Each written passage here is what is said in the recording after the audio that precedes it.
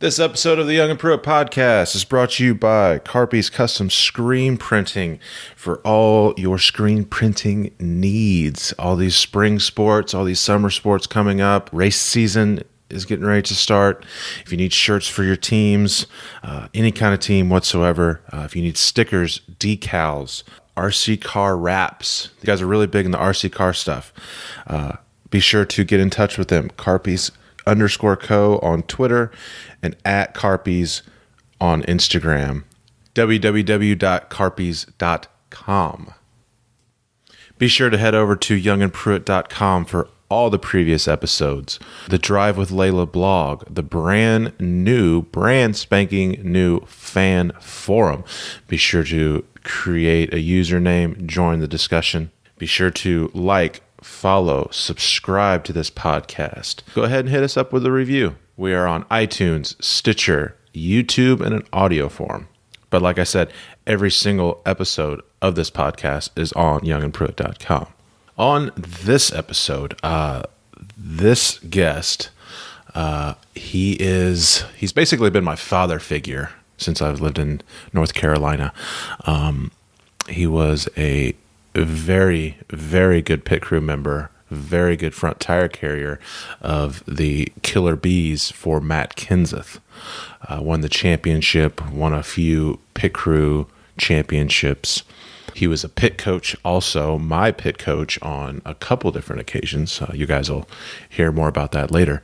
But he is absolutely one of my favorite people in the world.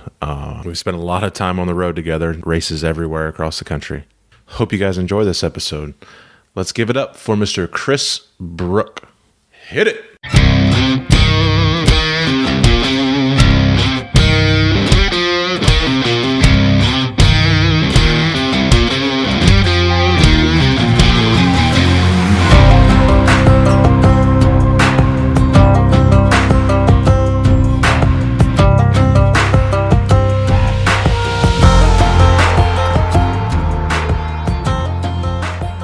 I can still hear you. It's not that I couldn't hear you. I was just saying. Well, we got to have all the equipment running right here. Check 1, 2. All right, here we go. Chris Brook, ladies and gentlemen, thank you for joining us. Yeah, I appreciate you guys having me here. Gonna see what this is all about. It's my first podcast. Hey, this is a good one to be on for your first one. I don't know who these guys are, but I guess I'm here. Getting in on the ground floor. Getting on the ground floor. Exactly. Yeah, this is our nice little setup. Maybe one day we'll be as big as LB up in WAAF up in Boston. Never know. Hey, you got to start, and you got to start somewhere. So yeah. It's all about doing it. It's all about being somewhere. So. Episode 25? Yes. Wow. Yes, episode 25. So we're 25. So we're working on quarter of the way to the century. Yeah. Working on it. Is that number significant for you at all? Well, yeah. I worked on Ashton Lewis's car. That was the 25 Marines car. That was pretty badass. Like the Marines? Yeah. Nice. It was U.S. Civil Air Patrol and Marines. Yeah. A long time ago. So. That was ancient history. Yeah. To kind of give people a history lesson here real quick, Chris was my first pit coach. He actually pulled me out of pit. You recruited me, and secretly, 6 others. Yeah, I didn't even know he was there. He was up. There's like a balcony or whatever. I guess he was up there, and pulled me out, and I became a tire carrier for Roush. And remember how we were talking about on the last episode with Matt, how people don't really see eye to eye. Like your friends, people that you hate end up being some of your best friends later on. Well, I did not like that man. He hated me so much that I ended up going back to pit and becoming a jackman. So mad. Wow. And it was all because game changer. I wanted to carry fronts. He wanted me to carry rears. Wow. So why would he want you to carry fronts instead of the rears? No, he wanted me to carry rears. Oh. I wanted to carry fronts. So what? Well, it's a height thing. We had a smaller front tire carrier, and to carry rears on the trucks, you got to be a little bit taller, lankier. Got to have some reach in order not to mess up your rear tire changer. Yeah, to be able to reach the adjustments, because there's the Romeo window and the bar that comes out of the cab. The wrench has to be really high. You got to give your guy space to get up and get around the other side. Well, you just got to be able to reach. I mean, you're up here by your face. Right. I mean, reaching. You're basically like you would on a car, also. Yeah. But it's a little bit worse on the older school trucks before they changed some of the rules and laid some stuff back. You had to literally be tall enough to reach over your changer. He's putting the lugs on, so you literally have to reach over and not disrupt him. So just imagine, he's in there trying to hit lug nuts, and you got your knee in there knocking him in the face. I can't have a short guy doing that, so I needed someone. Nothing against short guys. I'm just saying. now, So you needed a couple more inches to make it work, huh? no, I was tall. I fit the build. Like You fit the bill. me and all the rear tire carriers were all exactly the same size. So now my hiccup, what I didn't like about it is at that time, the trucks, the rear fenders were almost too tight. The space around the opening in the fender well, the clearance between it and the tire was extreme. Like the tire had to go on damn near like straight, perfect, couldn't be angled at all, or it was going to get stuck. So it was really hard. Yeah. It was not that. I guess it was a little bit like the fronts were money because the opening was bigger. So I just slammed those things in there all the time, and I was really good at it. But he wanted me to get back here on the rears, and I just get so frustrated. Like just send me the racetrack as a front guy until I get better to be able to do it on the rears. Well, that wasn't going to happen. And I wanted my money, and I wanted it now. Okay. Now it makes sense. Well, it's even true right now, and I know now that Zach's become a jackman, I know how it was. I had to go actually to a wind tunnel, and I never actually had that opportunity beforehand. But Mike Beam and Bobby Hudson said, "Hey, just so you get this understanding of it, you need to come with us tonight. Let's go to the wind tunnel. We're going to go there. I want to show you what happens when we open those fender wells up." And I said, wow, there's a lot there. When you're looking at side force on a truck, there's nothing there like there is in a car, and there's a lot less. And so the idea behind that was, and why Zach struggled, and even a lot of guys on the front struggled. That fender wasn't as loose as he thinks it was. They struggled because I tightened them up worse. I tightened them up to exactly what he said, the extreme. So if you can do the practice, You can do race conditions, Yeah. no problem. all day long, smiling. Yeah. You had to teach the jackman how to pull the tire out square. Oh, yeah, that's the other part about it, is that tire has to come out straight. Like, you can't put any English on it, no twist, it has to come out straight, or it'll get stuck. Like, it'll get stuck, and no one's pulling it out. And just think of a hot, soft right rear tire that has ballooned because it's a right rear and trucks are loose. So it's swelled. It's getting worn out. Yeah, so now PSI It is gets way up. bigger. yeah, so the tire's swelled up, and it's A lot of times. now the clearance is even less. And even at the track. And I had to even teach when you were on the 23 truck. I showed Doug and them. I said, look, wait till you're at practice and you've run about 20 laps and then pull that tire out and tell me where it's at. I love that it's tight now when it's cold, but it's worse when it's hot. And it's soft and it grabs. So what you're doing by making that opening smaller, you're adding more side of the truck. Yeah. You're adding more body material to the side, which translates to more side force. More surface area. Yes. More air touches it. Yes. More It is. drag. It is. You could go into a million different things, and it's not my wheelhouse. But having the opportunity to go there as a pit coach, I'm like, I got it. I get it. I didn't get to do that as a pit crew guy. I think a lot of coaches today still don't get it. But it's a different story now. These wheel openings are like Yeah, short track love. Yeah, I mean, if now- I had now these they're back all in the good. day, kidding me? I mean, we were still slinging 50s.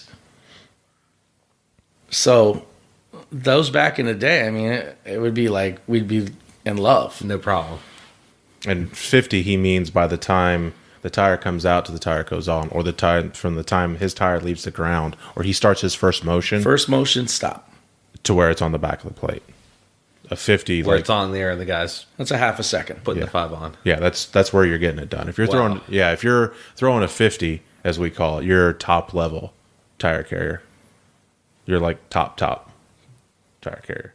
Tire changer used to be about 0.8 on the hand speed. Good luck with that this year. You kind of got your start. Okay, so you're originally from Florida. I'm originally from Florida, yes. So, as of all things crazy that come out of Florida, you're That would have been my first guess. you're right up there. What was your first touch of racing? I know there's a lot of good tracks down there. What was your first? I had several racers in my neighborhood growing up as a young kid. You came from Davie County, right? Davie, Florida. Davie, which is, Florida. Broward County. Way west Davie. Not way west anymore. Now we're out in the Everglades, apparently. But I had a lot of racers in my neighborhood, and my dad used to race on the beach. He drag raced on the beach, and he was good friends with Don Garlitz, and it was just something Really? that I just grew up doing. It was something that I didn't know anything else other than fishing and racing and landscaping. Yeah. The rest of the world, I played football, I played baseball, but racing kind of really took over my life. I would say somewhere in my early teens, and it was just something. Whether I was racing quads or 3-wheelers, it wasn't. Right around motocross track in the neighborhood. There was a lot in the neighborhood that the parents all bought so we wouldn't go riding around anywhere else, even though we still did. And we had triples, doubles, you name it, it was in there. And it was just our neighborhood in Florida was unique to say the least. So we it had sounds we had amazing. a national champion BMX racer, 2 of them actually. Shouldn't say that. Forgetting about Gary Jones.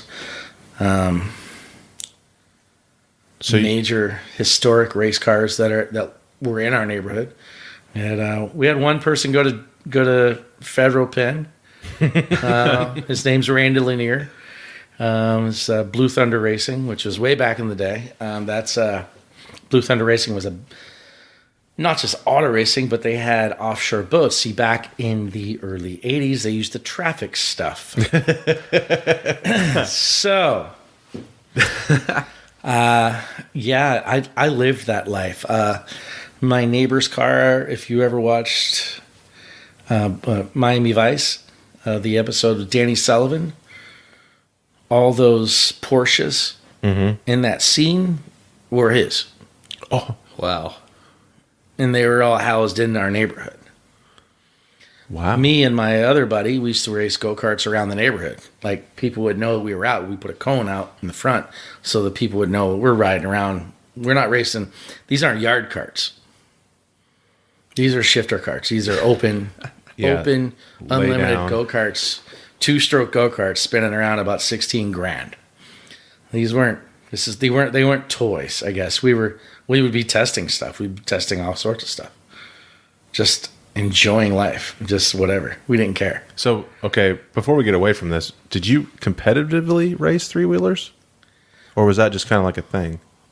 Competitively 4-wheelers. Competitively 4-wheelers, not 3-wheelers. Only okay, because I was only, getting ready to only in ask. the southeast. Yes. I was going to say No. a competitive 3-wheeler I race. competitively Holy 3-wheeler. shit. Yes. No. Yes. Yes. In Fort Lauderdale. What is a competitive 3-wheeler race like? I would imagine Like Mad Max? Like broken necks No, and not hands really. and shit. No, it's a 3-wheeler. yeah, but It does the same thing. yeah, It leans better.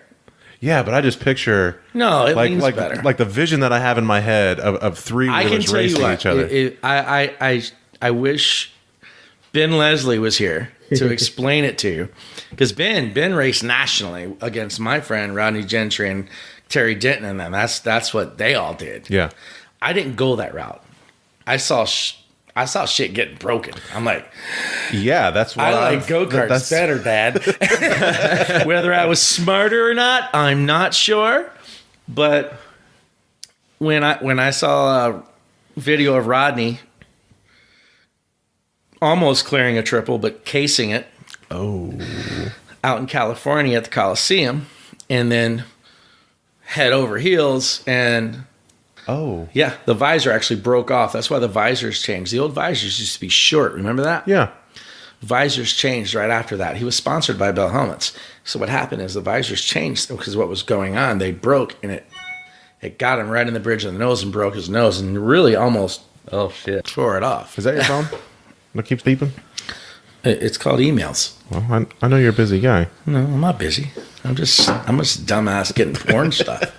What are you talking about? So, and then now to transition into the go-karts. Now that's where you really started. Go-karts is where I took off. Yeah, that's where you really started Go-karts racing. just came natural to me. I played football. Mm-hmm. I wasn't a small kid. I didn't go into go-kart racing as a small guy. I was giving up a lot of weight. I was giving up about 20 or 30 pounds. Damn. So, which is a lot. Yeah, on a go-kart. So you gotta that's make weighing up what? How much does a go-kart weigh in? But if you look into, if you're racing let's just say a 400-pound go-kart race, your 400 pound is your limit. You're talking, if you're 20 to 30 pounds over, you're almost talking to a quarter to a half a second. The same person running the same go-kart. So That's huge. That's super sensitive. Especially It is. over a road. Yeah. Because it's just real. It's just real. It's called unsprung weight. Yeah. Oh yeah. Unsprung weight is everything. It's the same thing that we do in the cars now. It's why we drill things out. It's why we always, you try to get to that level of, all right, AJ Allmendinger, Chris Buescher weigh that weight. Yeah. Okay? The car has to weigh that weight. Yeah. We have to get to those weights. Mm-hmm. That's what we got to do. Well, you got to get to your 3,400 pound number. However you get there. And that's where, if you look back, I look back at a lot of the racing, and I see where some of your bigger drivers did well on short tracks. Yeah. They got more left side weight. Yeah. You could really do it. And that's where a lot of the rules changed, where you had to have more weight on the right. They did it because, there was some uneven stuff back in the day. But going back to go-karts, so it was, I don't know, I started racing when I was 14. Actually, competitively racing go-karts in South Florida was a whole different world. Now, this was all road course stuff, right? All road course, street course. Street course, road course, wherever. Couple things I excelled at was the longer high speed stuff. Mm-hmm. Now you're basically laying down in this thing. I did sit up stuff first, Got it. which I'm getting ready to get back into. That's going to scare the hell out of you. I am currently talking to TS Racing down in South Florida, which is, they also have some stuff here in Mooresville. But I'm probably going to get into the 206 class and just go have fun. Nice. Eventually either get into a tag or actually probably shifter for me, just because it's something I used to do and loved, because it was a feel that you couldn't explain, because a lot of people would get into shifters, and here's the thing with two-stroke, there's a power band. To explain that to someone is very hard, because it's a feel. It's a feel that you can feel the motor starting to turn to that point. That power comes in, and you need to be ready for it. I mean, and I first felt that on a 250R three-wheeler.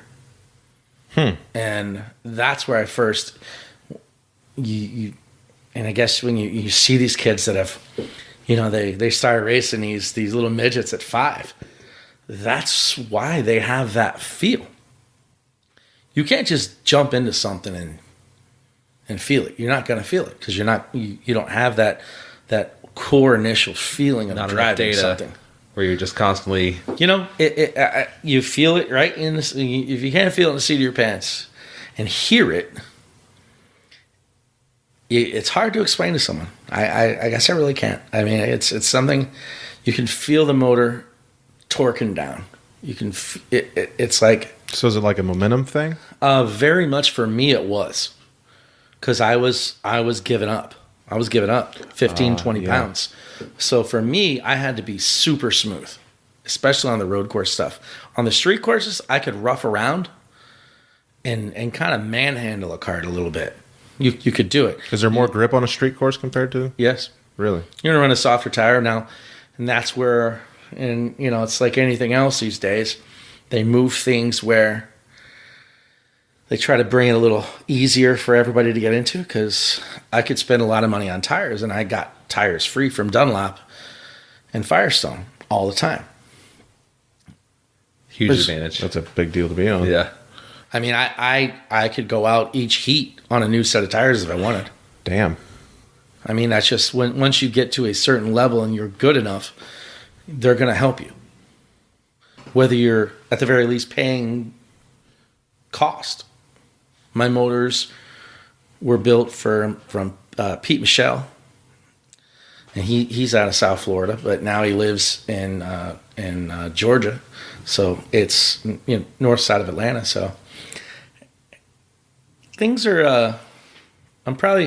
It's kind of funny. It's almost like I swear it's like growing old.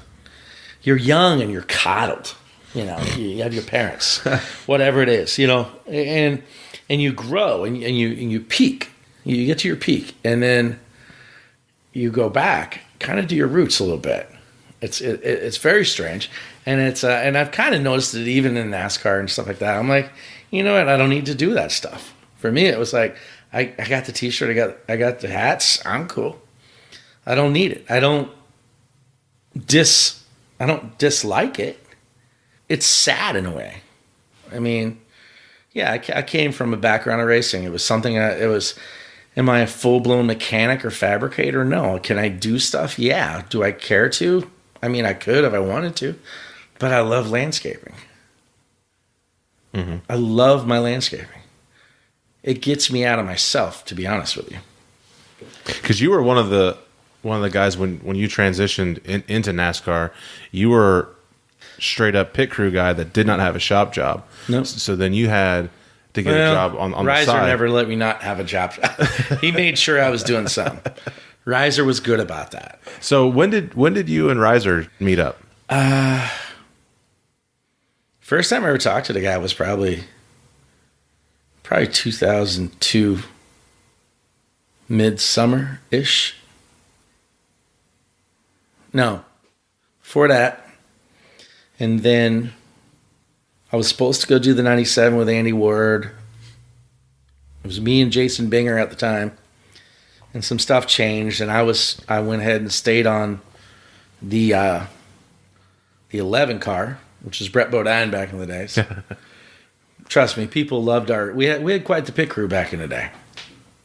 It was probably 5 of the best guys I've been around, other than my core guys from the 17. We had Hootie. Dang. And we had DJ changing rears with me, carrying rears. Mm-hmm. We had Jody Fortson carrying fronts. And we had Gus Hinton changing fronts. And I'll be honest with you, we were the only ones out there. It was kind of funny because we were almost always a lap down. Or we were a lap down and then going out first. And that's what got the attention of a lot of people.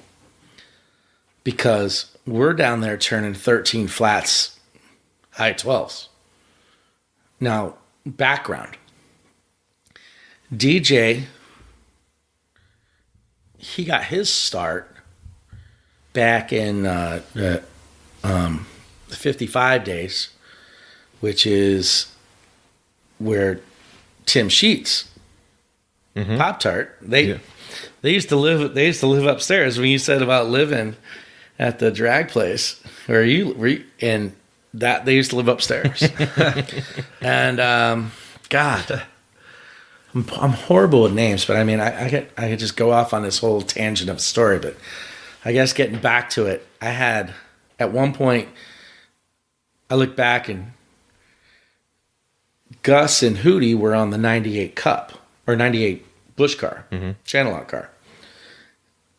Jody was doing another car. He was doing the 18 for Coy or JD, one of them. And I was doing Ashton Lewis's deal. So we all just and we did Brett Bodine's Cup car on the weekends. And I'll tell you, we had more fun than you could ever imagine. Bob Brooks was the coolest guy in the world. He would give us these cards. These Hooters cards. Sometimes he had money on them. At the very least, it was 50% off the food and alcohol. I was like, this is a mistake. It was a mistake, but it was there were times, some of the funniest things, we used to have wrestling matches in the room.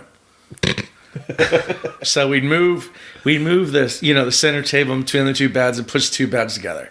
It'd be like double throwdown WWE bullshit. Yes. From a bunch of damn 35-year-old fucking crazy men. We would break beds, so we'd have to get phone books. Put phone books under the bed so they were fine when the maids came in. Because we'd break the frame. We're not small. The smallest guy was the Jackman. But I'll tell you, I wouldn't change too much. I had a blast racing go-karts. Didn't you win some championships? Yep. Like national championships? No, I was so close. So close 3 times. Like second, third? Second. Dang. Stock Appearing, Open, Unlimited, and then Florida State champion a bunch of times. But that. Now, you raced at Daytona before they put the chicane in, right? Yes. What was the speed down the backstretch? Well, let's see. Before they made us run the chicane was always there. Oh. Yes. So we were. So it was the same. It was the same layout that they just ran in the 24. Yeah. We were running. I've always been there, but I had never moved up to full on 250 shifter before, and I'd run Unlimited and some B limited and some open stuff. You're still going into turn 1 in the road course of Daytona in a go kart. You're doing about 159. Jeez. So, and the bigger guys, the B limited guys, was 2 motors. They're kicking in right about 165. They're killing us on the straightaways, but so both classes are racing at the same time. Yeah, well, no, not those. Okay. Open would not race with those B limited, unlimited stuff. So got it. We were at practice day, and they would have us out there, open, stock appearing, with B limited and unlimited. So. And I had to practice 2 carts because I was running open too. So I hopped in a shifter and go out. And apparently we were going too fast down the back straightaway. They pull us in. I didn't have a Dijon on mine. I didn't have a Tron on mine. So I was like, I don't know. I just turned in 16 too. All field. That didn't matter. No. We were kicking. Don't get me wrong. I was by myself, but they were nose to tail, 4 of them, and they pulled us all in. They're like, "Hey, all right, so you guys are doing 181." I'm like, I wasn't, because I wasn't with them. I was only doing about 177. So Only they're like, "You guys got to run the chicane, and you're going to practice on your own, but you're only getting 1 more practice." At the end of the day. It was fun. I wouldn't complain about too much. That was, and they changed it all after that. They were like, no, we can't do this. Because we were running twin cylinder Rotaxes.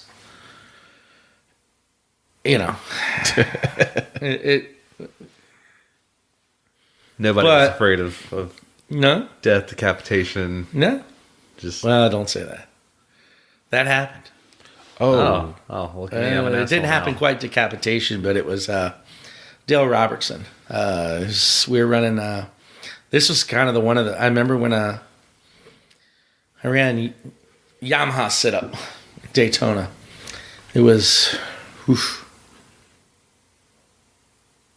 80, 88, 87.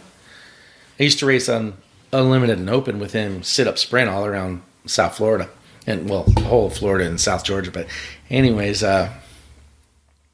they decided to start 127 of us. Holy shit. So you guys are familiar with Daytona Pit Road. So yes. How it starts, you're just past, let's say, pit stall 10 at the opening to go into the Xfinity garage. So we were lined up all the way to pit stall 42. And then my entry didn't go in till late. I added it because my brother-in-law was racing that weekend. Just so I was in the race with him. I was going to kind of stay near him and keep him out of trouble and push him along and whatnot. And then I was going to kind of take off if he wasn't going fast enough. So the start of the race, here we all go. And it was like starting 87th was interesting. 87. I'm not going to lie to you. Well, it's entry for him. I wasn't racing that class normal. If you raced a class normal, if you finished in the top 30 in the year, you would get that starting position. So, and then after that, it and was I could see this wasn't going to happen. It was a shit show in front of me, and I'm just backing off. And I got in front of John and actually slowed him down. And I mean, they're 10 wide in go-karts. And here's the thing. You got all these guys that they're so happy to be at Daytona. They have no experience. Yeah. They've never even figured, they've never put this kind of gear on their kart. I mean, you're not hitting the brakes. You're going into the road course. I'm not hitting the brakes. I'm just like, I'm just going because I'm used to it.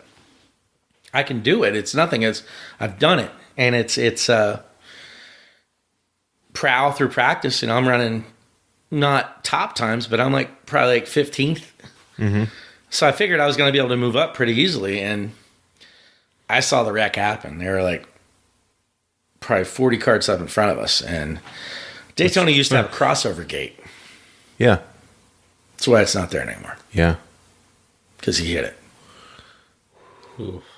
He hit not the first part of it. So as you slide around that guardrail, he hit the second part. So yeah. Ooh. Ugh. And I saw it, and it was just, I'm like, it kind of, John saw it too, and he didn't race his sportsman class that weekend either. He was done. He was like, I'm done. I mean, it was. Yeah, I mean, you probably can't shake that easily.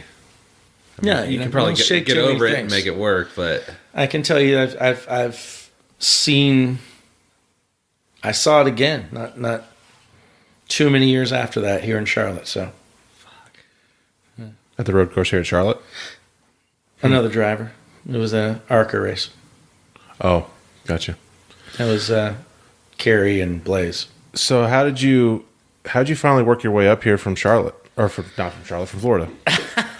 Well, we were actually up here for championships, and I came up because I qualified for 2 classes, so I was up here. And so the championship was up right up here in Charlotte. Yeah, it's just like double points type thing. They had the big oval deal that they run there, and they don't run it no more. But it was a big money race.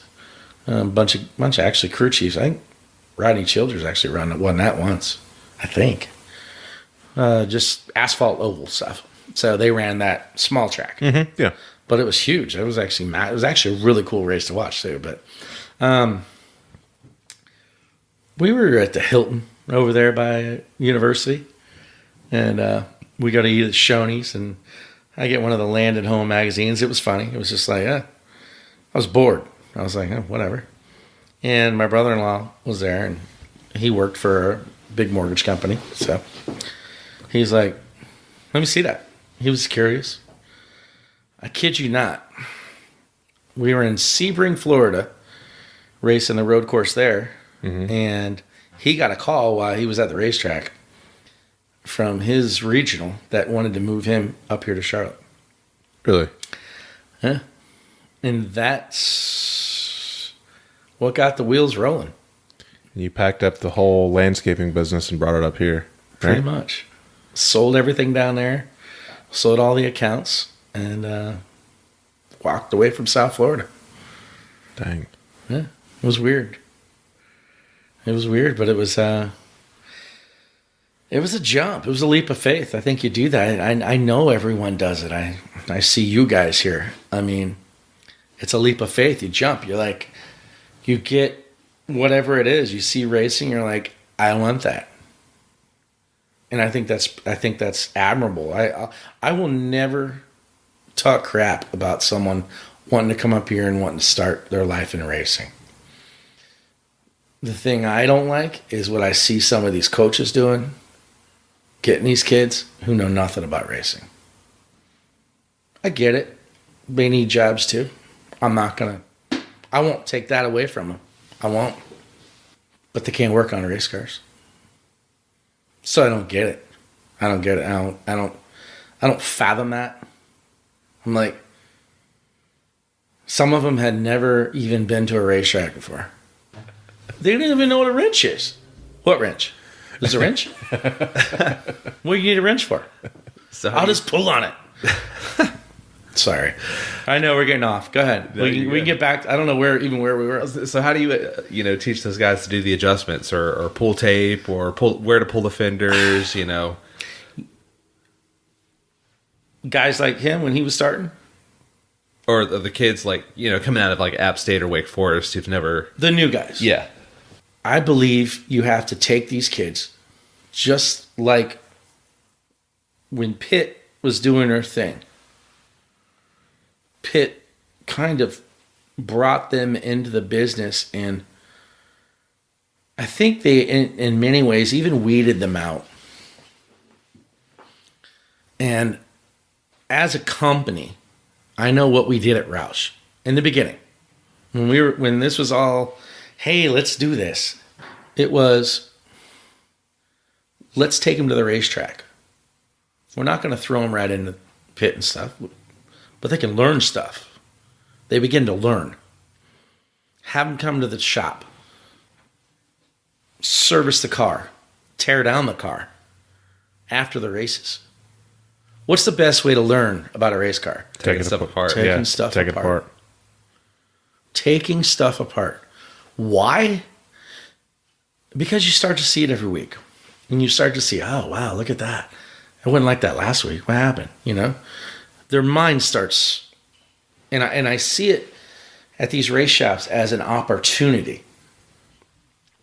Let your pit crew do all your numbers. Do your teardown. Figure it out. Let your pit crew take the car apart. Have someone there, a supervisor, someone who's been there, done that, saying, no. Don't take that apart yet. We got to do this first.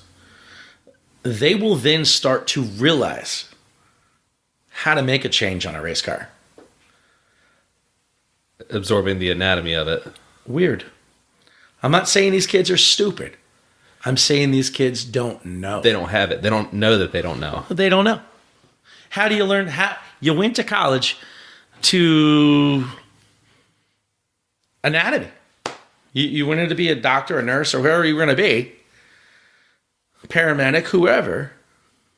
You got to learn the anatomy of the human body first, correct?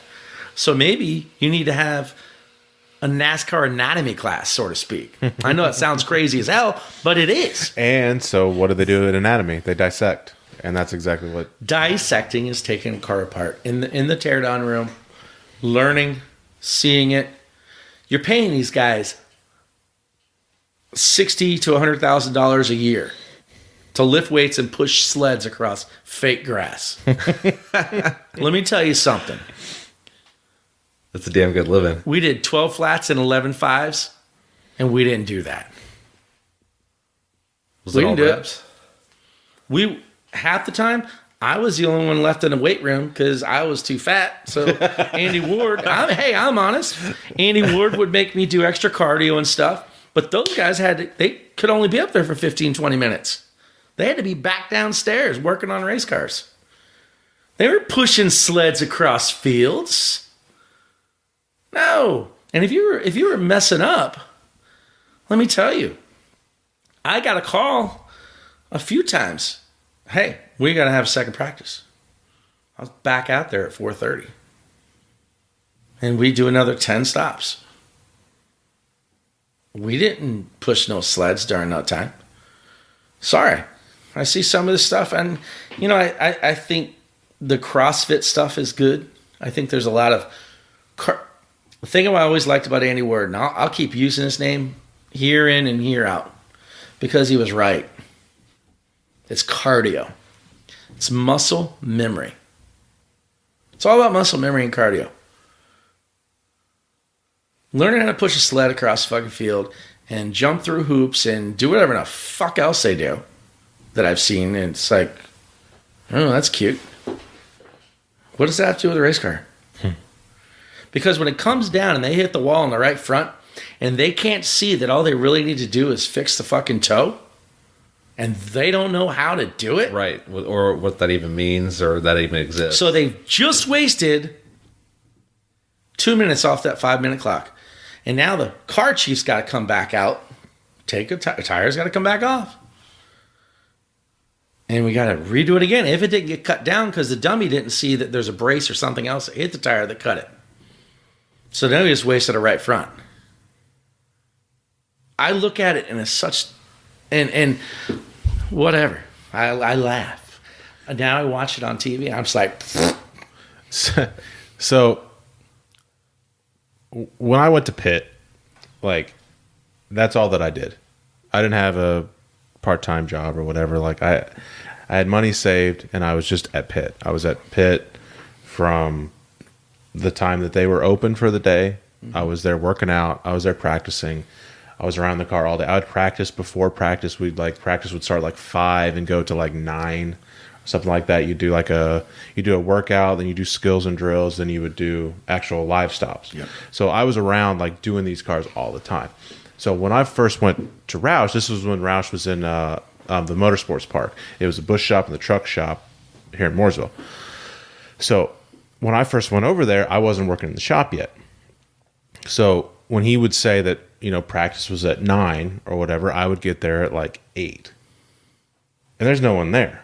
It's just me and the couple guys that are gluing up lug nuts, getting the practice car ready. Yep. No one there. Okay. So say practice was at 9, come in, just watch it. I'm just watching at this point.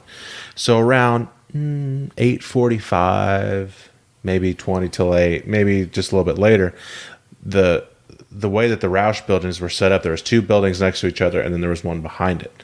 So there was a truck shop, bush shop, and then like the pit, and there was the ARCA building. ARCA building back there. So around that time, you'd see single guys start coming out of each building, or like coming from like different areas. Like ants. Yeah.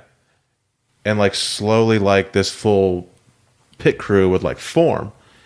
And these guys would bust out stops like I had never seen before, like 3 or 4 seconds faster than anything that we were doing at that time.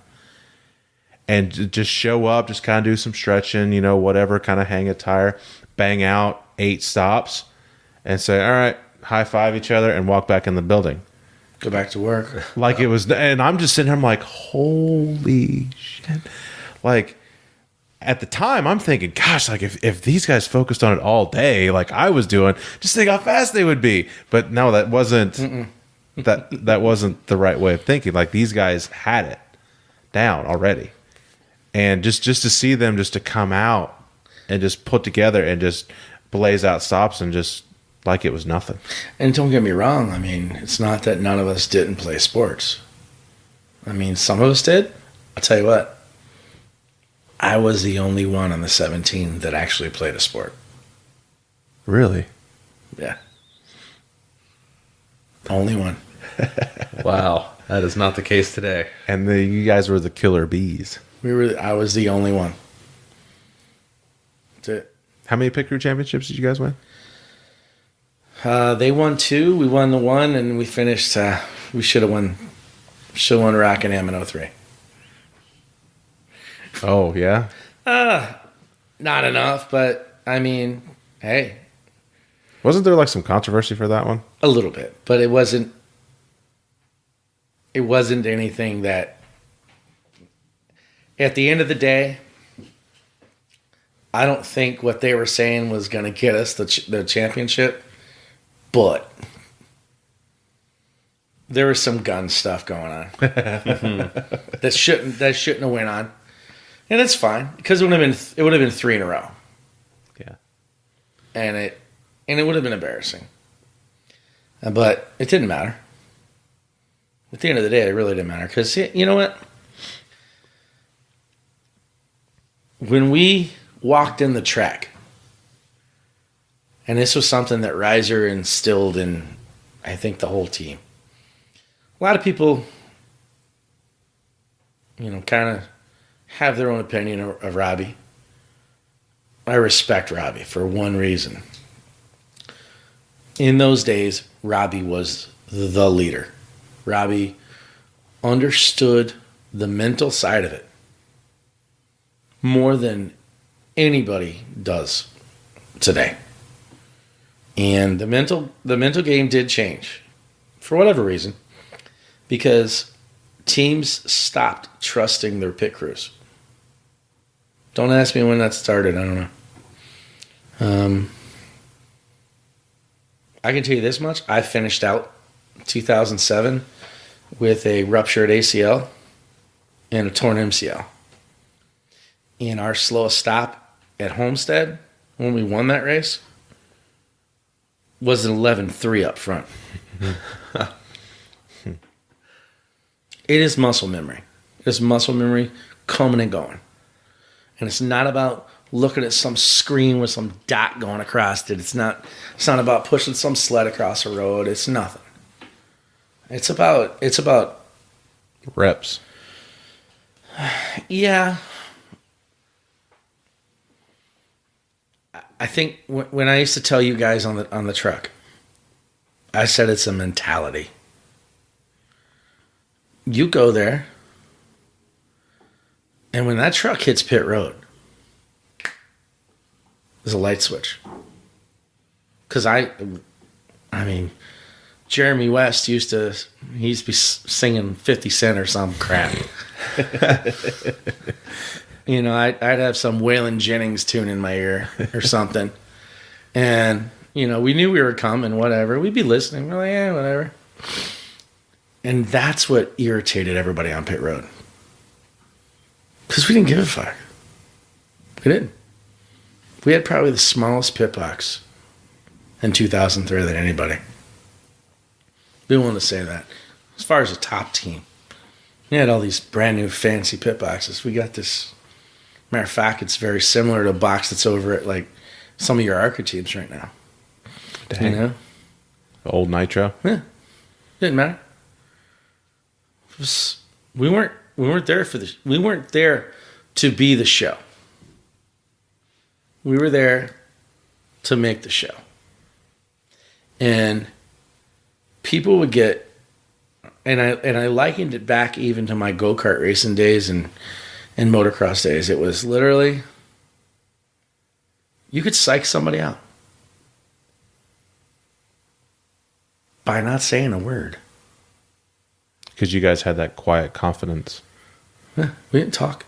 We didn't talk shit. Maybe a couple seconds after the pit stop. I'm not gonna lie. Yeah, yeah, because he's got a nickname. Yeah. I got a nickname pretty quick. His nickname. Go ahead. His nickname is the Dancing Bear. The Dancing Bear. Yeah. Because when he'd hang that left front and wipe that grill, and I'd be, and the car would pull away, he'd start doing a little boogie dance. it's like, come on. And because he's a large fellow, Gigantic human being. yeah, that Have you actually fought bears before with your bare hands? I would, I saw a video a few weeks ago. Killed guy alligators. A guy like, the bear's like loving on him. I'm like, that's like my Valhalla. I'm like, give me a bear. I want a bear. so it was Reiser that said he looked like a dancing bear on a ball. No. Well, Reiser was the one who started saying it, but it came from Jeff Vandermoss. Oh, Jeff Vandermoss was the one that gave it to me. He goes, it's a freaking dancing bear. I'm like, what? But we would have fun. We would have. And it'd kind of get away from you every once in a while. Like you'd get into a trance, and you'd be a couple stalls down. Brooks, get back here! I'm like, who the fuck am I? Hey, Tommy! I'd go down, Tommy Bob would just be looking at me like, what the fuck? So, and then it for me, it was fun because it was a competition. I'm fiercely competitive. And I mean, I act like it a lot of the times. I'm actually pretty laid back in many, many ways. But when that light bulb comes on, it's go time for me. I've seen people say, "Oh, you're like sitting on a wall, like, you all right?" I'm like, "No, I'm fine." What? You were just in the zone. Yeah, you just turn it on. It's just like, and that's where I think you can't teach that. You can't. Is that the it factor? Absolutely. Killer instinct. I think it's that, and the more guys that you have With that is better, and then the longer they work together. Like that's the biggest thing is getting a core group of guys together and keeping them together, because longevity creates speed that you're not going to create anywhere else. And even Jeremy got California, Florida, Wisconsin. I used to have people. Are you from Wisconsin? Oh yeah, he's from No. But he hung around. What are you doing on here? I'm like, what are you doing here? I just would turn it in. I could turn it on because we have, my brother-in-law's side, they're from Manitowoc, so it would be the Manitowoc Minute. It is. He loves that part. And then of course I have friends from Boston, so I can just switch whatever accents you want. I can be redneck as hell in a minute. Yep. I don't care. And it drives people batty. And he spent enough time up with LB up in Boston he can throw a Boston accent every once in a while. Send everybody for a loop. People always, I can be in an airport talking to people at a bar, be like, where are you from? do you have like a go-to personality you like to go to? Oh, what a funny story. I could see that one coming. Uh-huh. Like, who am I going to be today? Oh my God. Look at this poor sucker. It wasn't me. But your old boy, Jeremy Neely, Brian Hennings, we had this group that wound up doing Stenhouse's ARCA car towards the end of the year. A couple of races and some other races, some truck races, some other stuff. And who was the big guy that carried rears? Kenyon, yeah. Big country. Just big. Just strong in ways. He is actually, he runs a late model car. Or he doesn't run it. He's crew chief. It's, I'm telling you. Like that adjustment wrench that we were talking about earlier? Yeah. Can he be like twist it off. Yeah. Like if it was tight, like it was turning regardless. Yeah. He tightened it so much if we were turning it down. Sorry. If that was the last adjustment. Yeah. Richie Latender would be like, he did it again. I'd come in on Monday. I'd be in there like 5 o'clock in the morning on Monday because that's when we would have practice about 7. Come on Monday, Richie'd be like, you fucking did it again, Brooks. What? Fucking got to use a wrench to get it out. Break the wrench off in the car. Wow. Yeah. He was strong. Just big. And so they went... I'm trying to think. Anybody's still doing anything? Nope. Nobody. This was the same year that it was Stenhouse, Scott Speed. Yep. That whole deal happened at Toledo for the championship. Oh, yeah. Remember all that? And those boys were going to run and fight us, and then they realized. Nope, we're actually not going to do that. Nope. These people... Patrick Donahue was like... He remembered the whole thing. He's like... What was Patrick doing at that time? Patrick was the crew chief. Whoa. Patrick was the crew chief on it. Oh, yeah. And he had all the Red Bull kids over there. And we're just laughing. And we're like, yeah, come on, kids. You want to come play? he got the pit coach right in the middle of it. And there was, we had a couple other big guys. I mean, Lumpy wasn't small. And he got big, goddamn, what was his name? Greg, the other guy that came with Lumpy sometimes. Big dude. I can picture him. I can't. He was the old Roush days, way back in the day. But anyways, I mean, that was a funny thing when that all happened.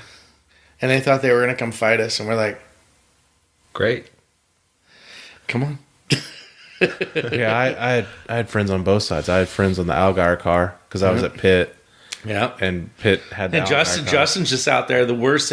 The only way he was going to win the championship is if they wrecked each these other. two dumbasses wrecked each other. That was the only way. Wow. And they wrecked each other. And timing. Ricky was just trying, and Scott wasn't gonna have anything to do with it. And Scott, Rightfully so. and then Ricky shipped him. Yep. And then they came down. They changed Scott's tires, and then he came back out, and then he waited for him and wrecked him. I'm on the pit box yelling at Lumpy. I said, Lumpy, that motherfucker's going out here for one reason. Yeah. To end their day. Yeah. Well, if I'm not going to win it, you're not going to win it. Yeah. Yeah. And all Justin had to do was finish like third. And he was only running like 6 or 7. Yeah, he wasn't. Yeah. He wasn't running that well. Oh, shit, I have to go do something now. Fuck. Yeah. I mean, there's some shit that had to happen, but anyways, yeah. Great stories all the way around. I mean, I could just tell you stuff that we did that I don't want to get anybody in trouble, but I think we stayed out one late night, and I think I got a really good cowboy hat. I was wearing it the other night. Yeah. A couple of us got a good cowboy hat, and then Riser saw us the next morning. I saw Riser walking, and I was diving over to the hauler because I had to get something to go back on a pit road. Well, Riser knew what I was going to do. I was going to get it out of the cabinet and go out the side door. Riser opens the side door as I'm grabbing it. And I'm like, hey, old buddy. He goes, and I'm like, fuck. And I walk in and I see Justin walk in and I'm like, I already knew Russ was in there. Russ was working on some brake stuff. And I'm like, this is going to suck. Anything under 13 seconds and you three fuckers are running. Or over 13 seconds. 12 threes. We ain't running shit. Nope. You First stop was sketchy. I was worried because I thought it was slow as shit. It was 12.6. I'm like, fuck. One. Yeah, we could do this. I laugh. I'm not going to say you can't do it today. So what was your first year carrying tires? First year carrying tires is 99. Late 99. I got sucked into it. And then, For milling or? no, Melling was until 2000. So, yeah, So- it was so the next year. truck. Old truck. Ultra? BJ Sorry. BJ Bracker. God dang it. Because weren't you at Ultra there for a second? Huh? Oh, yes. That was in 2001. Okay. That was a different... Keep on. Me and Brooksy, we were road dogs there for Oh, my God. like 4 years straight. It Like was badass, dude, actually. working for ARCA team. I'll tell you what. Pit and everything, Robbie Gordon, like we would do every race. We'd head out on a Thursday. We'd be there for ARCA, and then we would do Truck, Xfinity, Cup. if they were all The four. full deal. Yep, Full deal. if they were all four, then we'd I'd have drive it all back. paid for from whether Xfinity or truck team or whatever. Wow. We'd stay at the hotel, blam. Just Usually a different hotel every night because Yeah, you had to bounce around. Yeah, because that team, so the ARCA team would pay Thursday night, Friday. Yeah, and then the we'd have Xfinity and then the truck. We'd move. Well, yeah, then the truck Yeah. would be We'd Saturday or whatever. But we'd be on our own schedule. It was pretty sweet. I loved it back. I was just like, and I kept getting kind of drawn into going back and doing tires because that was my old school stuff when I did road racing stuff. So was something I understood a lot of. So Well, that's what a lot of karting is, isn't it? Is just tire It is so knowing, much. reading, looking, feeling. it's so much. We need to have him in Go Kart Jesus Go-kart Jesus. together on the same one. Jason Johnson. Jason Johnson. Jason Johnson. Awesome. We've been trying to get on him. He's just been so damn busy. He's a one-man show at RPM now. yeah, he's doing all the paint and body stuff. Really? Yeah, but he's super big So in he's the up there go-karts. with Lance. Yes. Yeah. Yeah. Well, Well, there's what, there are 45 people. a few of the and proud. 20 that stay at the shop or they're admin. Mm-hmm. And then you have like just a small handful that goes to the racetrack. So everybody's got There's like that many people actually, so? Yeah, I thought there was a little bit less. It's a lot less. 20, 25. They're making everything everything. there. We had 2 Cup cars and an Xfinity car. Yeah, that's right. Oh, that's where I remember you from. Yes. I'm bad. I apologize. It's all good. I am bad about that. He's seen it happen. People would come up to me and we'll be at a bar and be like, I don't know who that guy's. So wait, he eventually went back. You went back to Pitt to become a jackman. How did y'all Oh, relate that's right. together? Yeah, that would that's be. Didn't Neely tell me you were jacking? Yes. Because Neely had to go to the 60. Mm-hmm. And then I had to have you come in, but I didn't have a spot for you other than on the 23 truck. Mm-hmm. And that's where I said, Because all right, asshole. I can't remember how we actually finally like gave up. I think did we have a talk in the office or something? Gosh, I gotta remember this. I gave him a chance to yell at me. I did. But I gave him shit. I said, you gave up. But he didn't. I just knew what I wanted. You just knew what you wanted, and it wasn't Yeah. sticking. Yes. And it was fine. Stick and rear. And I didn't give him shit on that because he didn't give up. Yeah. Which and I'll explain, and that is, for me, that's bigger than someone trying to do something, just not being able to do it, but sticking it out Just for the sake of doing it. just for the sake of doing it. He went and reinvented himself, which I give someone more credit for because that tells me they have more heart. And now looking back on it, learning how to carry tires, because the way that Pitt had it was different from what he did. Now, the way that you carry tires is the straight up, is the tire that's out in front of you. Now, you had a hand in coming up with that way. Yeah. Not like No, I didn't actually do it. That was yeah, tiny. Yeah, so you were That was Mike Houston and Clay Robinson. yeah, so you were like And one Bangalore, removed. It was then myself. Well, not then myself. It was Dave Lata and John Gaynor, and then myself. I made it faster. Not on purpose.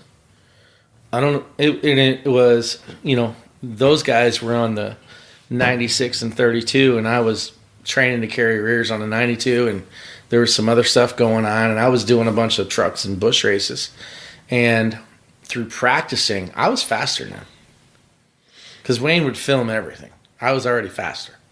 I was faster, and I wouldn't do anything special. The only thing I figured out how to do was to make it quicker. And it was through power. And it was through here and here. I figured out how to come in. Where they're throwing 60s and 70s. You were 2/10 faster. 210s faster on two sides. Wow. That's a lot of time on a racetrack. I was throwing 45s on the left front.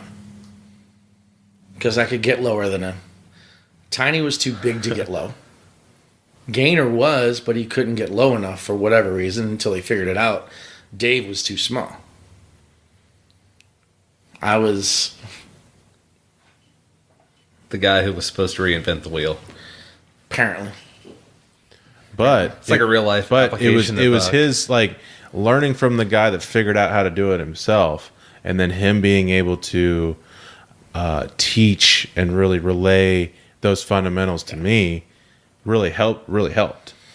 So even though it was on the other end of the car, that he wanted me to, I still took those principles with me. Yeah. And I jacked and carried for a year and a half there. Back and I would switch. You were doing a bunch of different stuff. Yeah, I would switch back and forth. And I think you were with Richie's and stuff. Yeah, I think what finally happened was you were the pit coach of the 23, and Matt and Lou called me over, and that's when I was like, Brooks, I don't really know. And they're like, and then I guess they kind of talked. I think Matt talked to you. Yep. And you said that he was okay with it. I'm like, oh, okay. Well, let's do it. I went and I talked to Jeremy Neely, and I said, hey, has he really done this? He goes, from what I heard, he can do it. You know, Jeremy's voice. Straight up North Georgia. Mm-hmm. In a roundabout way. But I would say there was a lot of that back in the sport back in the day. A lot of changing around, a lot of people trying to figure. And for me, like with him,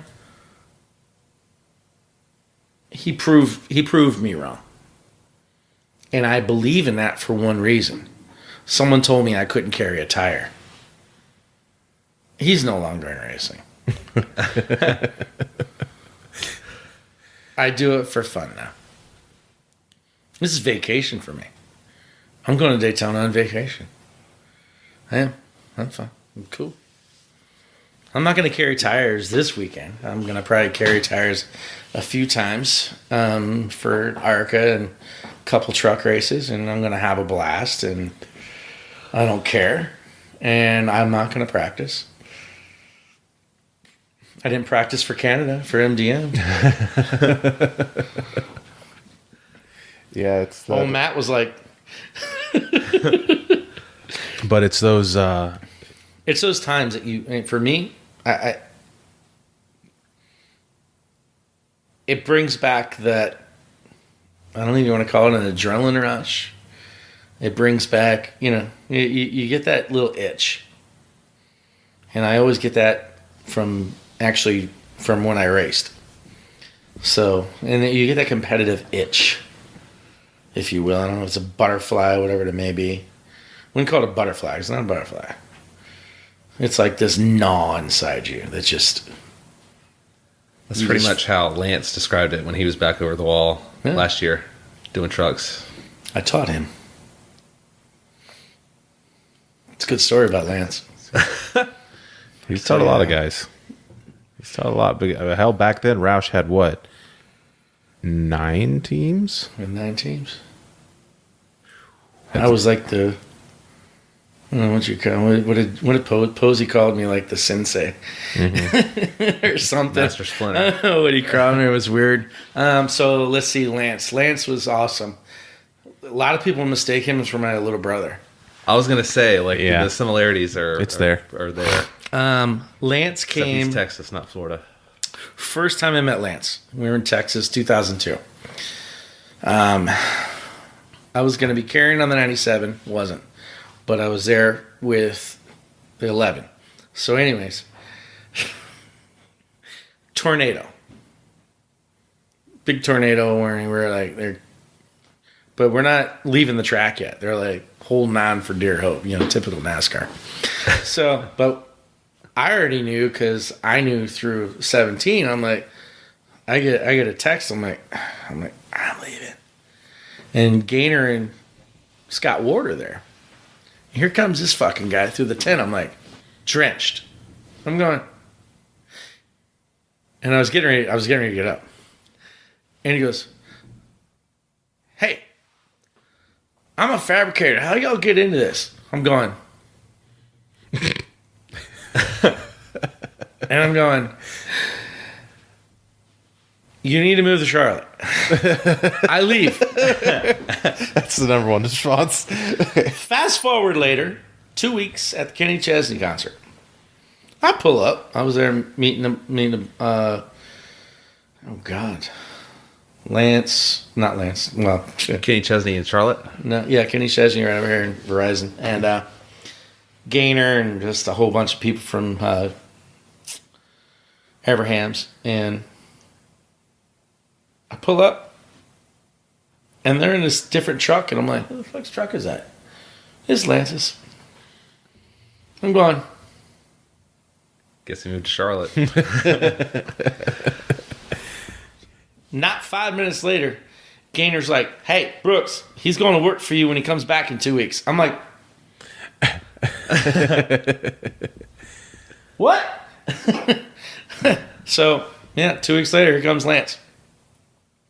He's living on Bieber's couch, which he used to work at Gibbs on the plate. He still does. I think he still goes there sometimes. I don't know. He lived on his couch for a while and lived on my couch when he worked down there by me, and then finally built his own home. And yeah, we need to get him on. He's been fun. There's a funny story.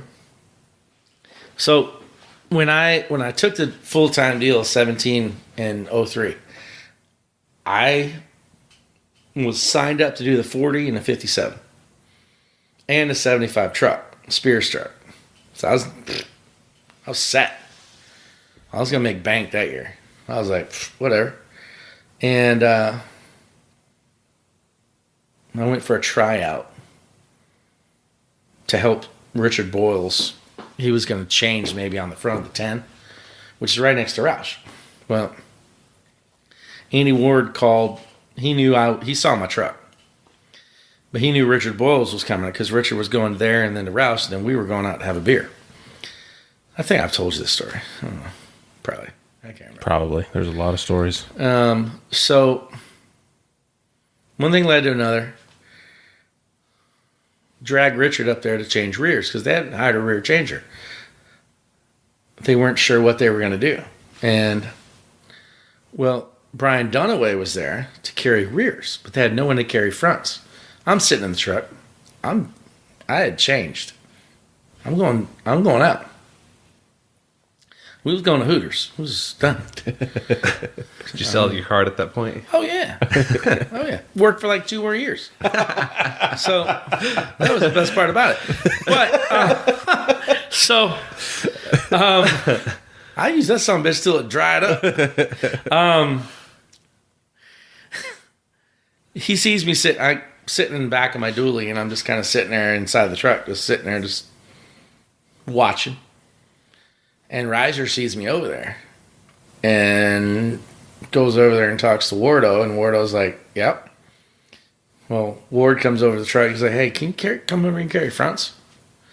And I was like, all right. I get out of the truck. I got fucking pair of Skechers on. I'm like, I'm good. Just got my regular shoes on. I'm just like, we walk over here. I'll do it.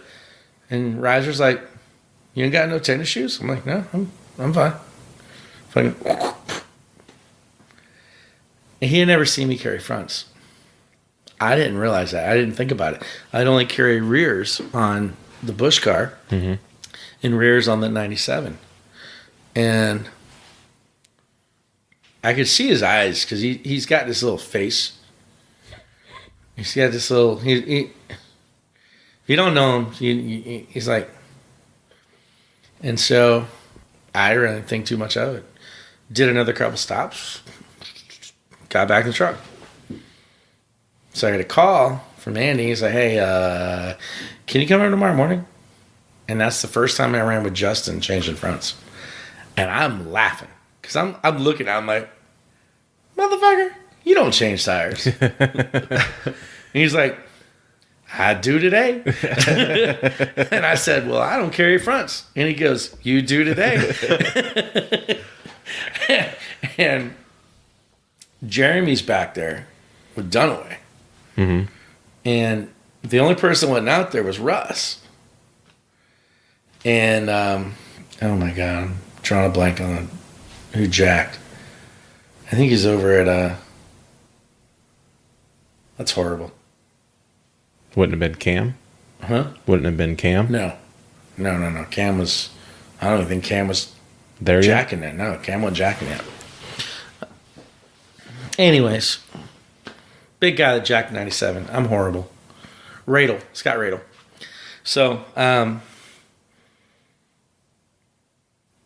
stop goes down. I nailed the right front. And I'm turning around looking for the tire from Radel. Radel's like, like deer in the headlights when he turns around. I'm like, and Justin's gone.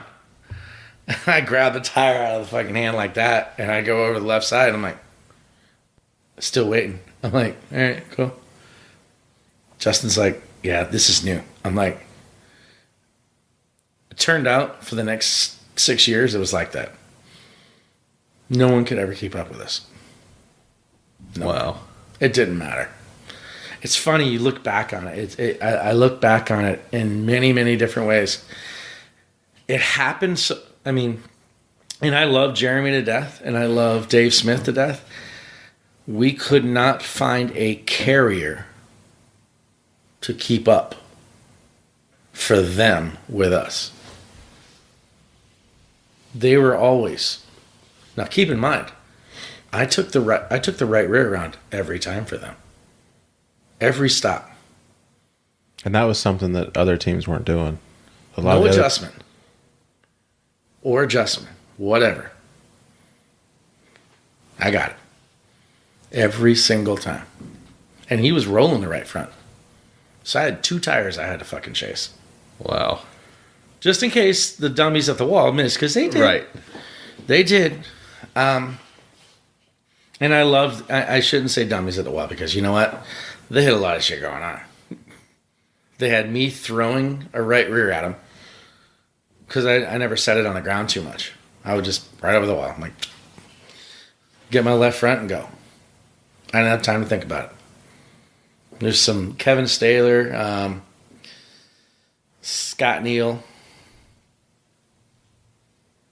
little Mike Chance. I don't know how many times I threw a tire in their face. I couldn't tell you. Like, gotta go. And like it would be in my right hand like this.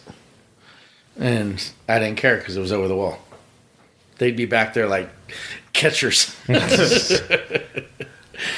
mean, that's one way to make sure that's not going to get away. Yeah. No, Do you want 11-second stops or not? There'd be times I saw that right front would bounce, and I'd spin around, roll the right rear with my hand, and chase that right front. Get that, they'd be rolling my left front to me. There's some video of that somewhere. Just because I had to go get that first. Right. Because it was going to be down the street and around the corner. I mean, that's the only way to put it. It'd be like, yeah, see ya, we're not getting that back. So, I don't know. We went off on like 9,000 different angles. Fine. That's the beauty of in-person podcasts. I mean, that's why this works. There's no commercial breaks. There's no. Yeah, it's. I've had a lot of fun. I can't complain about nothing. I've done shit and seen shit and probably seen shit and done shit I probably shouldn't talk about, but there's that too. I just gotta wait for the statute of limitations to kick in. That 7 years, you're good. That happens every year for me. Usually about 0% surprise. Annual statute of limitations. Maybe once a month sometimes. It just depends. Sometimes every couple months. I can tell this story 4, now. 3, 2, 1. Okay, so here I was. All right. But yeah, I mean, we could... Oh, the stories. We can go ahead and end it right there. No, I mean, as far as... like the Boston... That's a whole nother thing. Oh, that came with DJ Richardson, actually. Okay, just okay. How did you meet LB? Just to get that story out of the way. Through DJ Richardson, who had been around for a long, long time. But hold on, okay.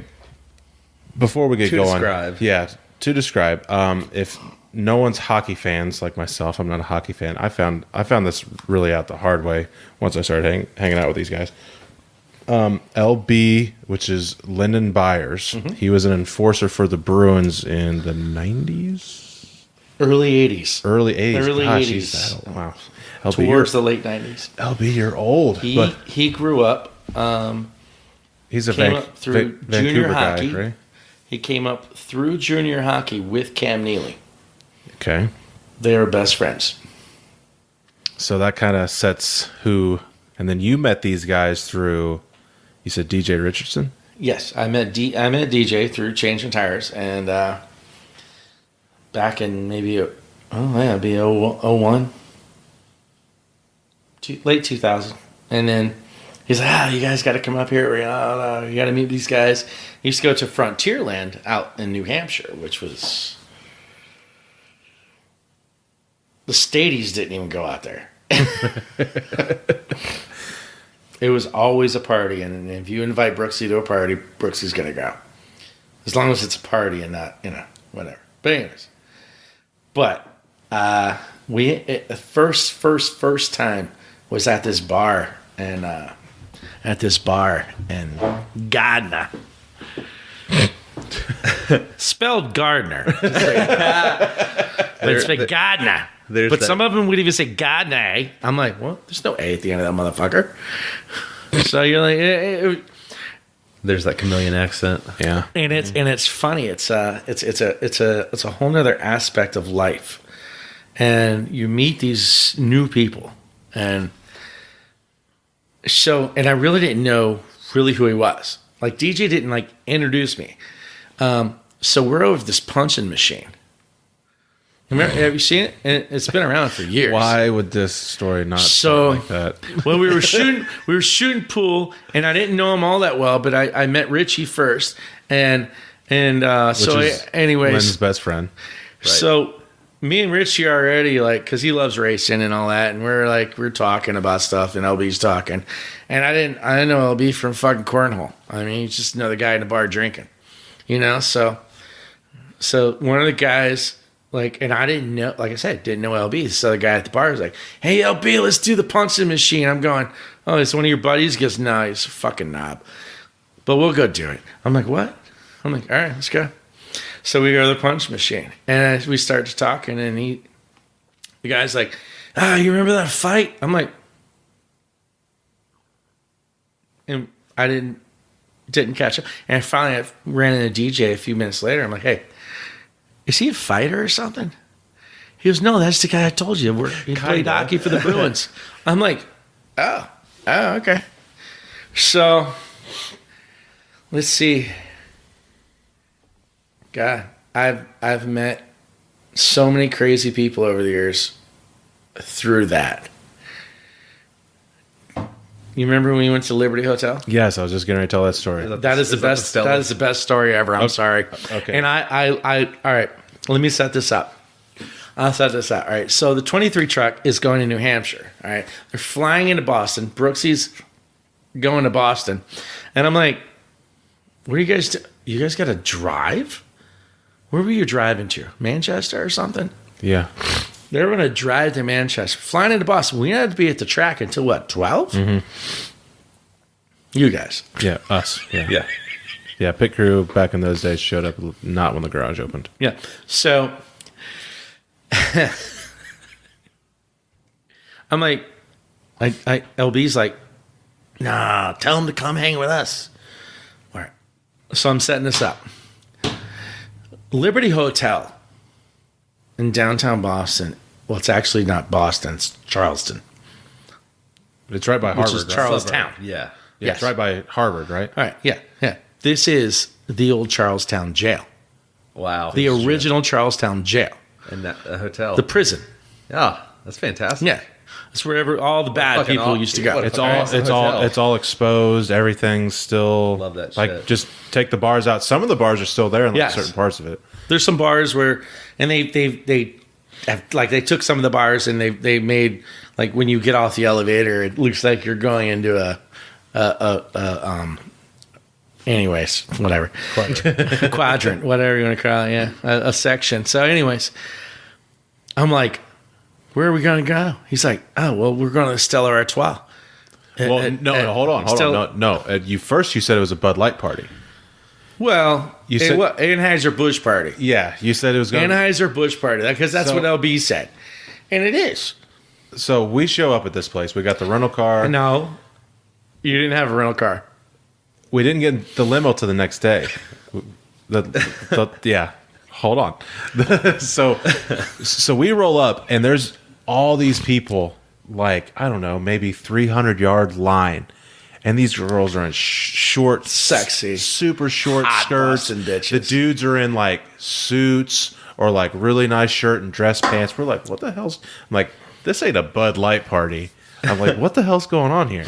And we're rolling up in t-shirts, shorts. One dude has on jeans and sandals. Like, we just got off the plane. Yes. You know, Daniel Rankin, you and Brian Richards. Yeah. So we roll up to this place and we're like, what the hell's going on? And there's music and there's the spotlights going around. We're like, what the hell's going on? So they're all waiting to get in. We have rooms. So we skip this line. We go right past everybody. And we get in there and it's the Stella Artois Brewmaster competition. So we get in there and like in the main lobby or whatever that they have, you can, just like most big hotels, you can look up and you can see all these different levels. And the whole party is the whole way up. Every floor around this balcony is everyone dancing, and there's like hors d'oeuvres and drinks, all like the whole way All up. free. Well, The whole way up. And there's different there's different stations set for up. that. There's different stations set up where all these brewmasters are going to do, and it's just like all this the fancy way that they pour the Stella. They pour it and then they scrape off the foam and then they hit the cup or whatever. It's like that's what they got to do. So we're all sitting there and then we run into, they're already there. Yeah. So like we're drastically underdressed. like we shouldn't even have been there. Manufactured drama. Yeah, we shouldn't even have been there. But Yeah, it was fucking beautiful. but we come rolling up and it's just us. It's us three, Chris, Talk about LB, and LB's friends, who I did not know who they were at the time. All right, so Richie, and so I Yeah. was like, "Where are they at?" And you guys are calling me. Our phones weren't working very well. Whatever. No, because it's And I finally fucking prison. see, here's like the three amigos at the party of their life, dressed like it's summer vacation. And I'm going, That's my kind of scene. yes. And I walk over and I'm sorry, I'll always remember Brian's face. Yeah. So Go ahead. So like we're standing on like the corner, we're on like the third floor, and we're looking down at all this, and it's boom, boom, boom, boom, boom. You know, this whole party's going on, and like the rail was at like one of the corners, so it was Brian was on the was on the corner, just around the corner of the rail. Then it was Rankin, Brooks, me, LB, this guy that I didn't know, and then Richie. We're all standing there, we're all looking down, and like I look over at Brian, you know, and Brian's staring at these guys. So Chris sees Brian staring at these guys, so he was going to go ahead and introduce me to these guys. So he says, "Hey, LB," he goes, "Why don't you introduce Zach to, what's his name?" LB hits me, taps me, leans back. He goes, "You know who this guy is?" And I look forward, and that guy does the same thing. And I go, "No." And he goes, "You don't know who this guy is?" I said, "No." And he looked at this guy, and the guy looked at him and just kind of shrugged his shoulders and looked back forward and took a drink out of his beer. And I looked back at Chris. He goes, "That's Cam Neely." I'm like, "What's a Cam Neely?" It's awesome. It's And apparently the greatest Bruin in history. Well, Brian's from The biggest Boston. No, Bruin fan of all he's time. not Boston. he's a Red Wing guy. Yeah, he's a Red Wing guy from Detroit, and just sitting there, just in awe, looking. That wasn't the only guy I remember. Bobby Orr. Yeah, Bobby Orr was the other one who I also did not. Which know. I didn't see. I knew he was down there, and we talked to him way earlier. We were actually talking to his son, and then Brian nudges me, goes, "Brooks, is that Bobby?" I'm like, "Why are you whispering?" We're at a fucking party. But it was that whole I had no idea. And you guys, you guys were all freaked out because you had the room with the alcohol. You didn't know if you could drink it. Elby's like, "Drink that shit." Yes. Yeah. So essentially, you lived an episode of Entourage. Yeah. We stumbled. Yeah, we stumbled upon this It gets better. this crazy party. So we get right when we were getting ready to leave, because we did have to race, and I was very responsible in my youth, so I was going to go to bed. And I asked Brooks, I said, what time? And he's like, LB's going to have the car for you at like 9 or whatever. So What car? The car. The car. The car. So we get down there in the morning and it's late. The car's not there yet. So we're sitting there waiting and LB, he's just getting out and he gets in like this big, they get in that big black. Yeah, we had the pickup. Yeah, the big black pickup. And he's saying, he's on his way, he'll be here in a little bit. And then, Petey. and they leave. And we're sitting there like, what the hell? And all of a sudden this limo strolls up and we're like, all right. And he rolls the window down. He goes, hey, you guys going to the racetrack? And we're like, yeah. He's like, he goes, I'm your ride. And we're like, oh shit, they're in a limo. They drove them right into the track. Yes, into the racetrack. We stop and we pull in at the garage in New Hampshire, and like Everyone's looking around. all the fans are looking. All the fans are looking at us, and here comes these 3 pit crew guys, just walking out. It's like, holy shit! Yeah, holy shit! How do these truck guys get the fucking? It happens. No, I would always get the limo from Asshole's Garage in Framingham because Petey, like he's like the biggest limo guy in the Boston region. Yeah, he's got like fucking 80 of them. Wow, it's insane. It's like whenever we really need one, other than now we go Uber or something like that. Like if we're doing something downtown. Yeah. Nothing, like a quick call. Boom, boom. So I go, like, I'm on a 17. First year. Go to the first New Hampshire race. They're like, hey, we're leaving, Sunday morning at like 5 a.m. I'm like, I'm already going to be there. What do you mean? So I had to go talk to Riser. He's like, What are you doing? Brooks and his Hooters card's already going to be there. Yeah. And he goes, how are you getting there? I'm like, flying. I'm not driving. That's a long drive. way. And he goes, way long stop drive. being a smartass. I said, you're the one from Wisconsin. And he goes, he gets this little smirk. He gets a smirk all the time. And he's like, when are you going to be there? I said, when the garage opens. He goes, all right, don't be late.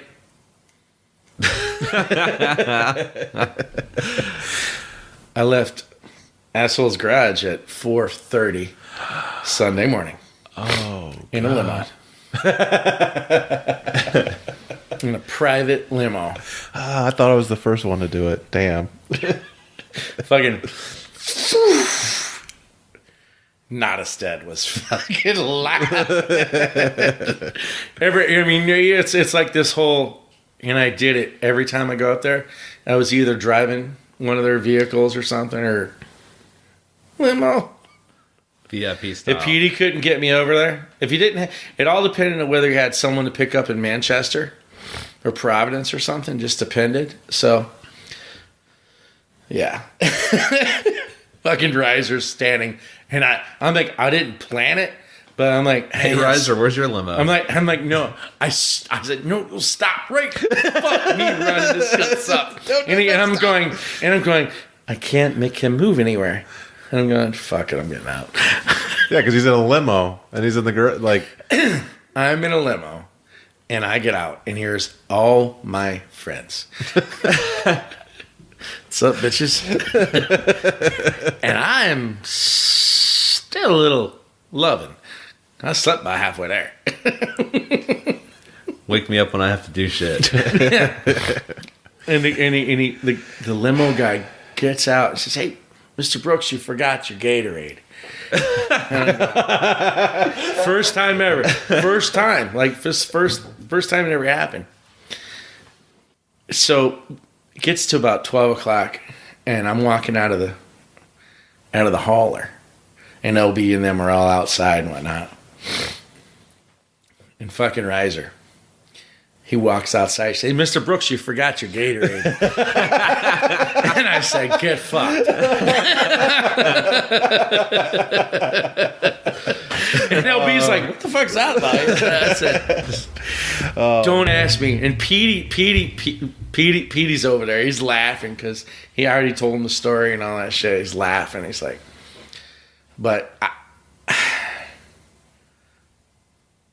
NASCAR has changed in a lot of ways. I'm not saying it's changing for the bad. I'm saying they need to reevaluate their fan base. Their fan base isn't what they think it is. It's not.